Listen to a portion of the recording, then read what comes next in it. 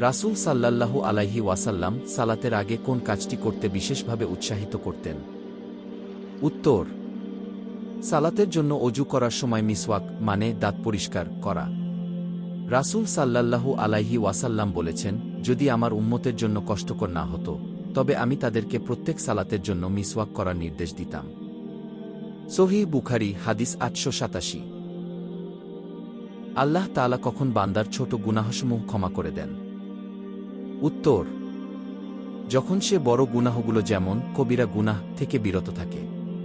আল্লাহ বলেন, যদি তোমরা সেসব কবিরা গুনাহ থেকে বিরত থাকো যা তোমাদেরকে নিষেধ করা হয়েছে, তবে আমি তোমাদের ছোট গুনাহগুলো ক্ষমা করে দেব এবং তোমাদেরকে সম্মানজনক প্রবেশস্থলে জান্নাতে প্রবেশ করাব। সূরা আন-নিসা আয়াত ৩১।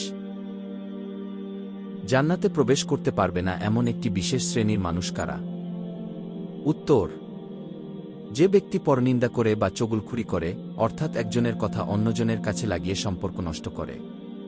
রাসূল সাল্লাল্লাহু আলাইহি ওয়াসাল্লাম বলেছেন, চগলখোর জান্নাতে প্রবেশ করবে না। সহিহ মুসলিম হাদিস ১০৫। ইসলাম সম্পর্কে জানতে সাবস্ক্রাইব ও বেল বাটনে ক্লিক করে আমাদের সাথে থাকুন।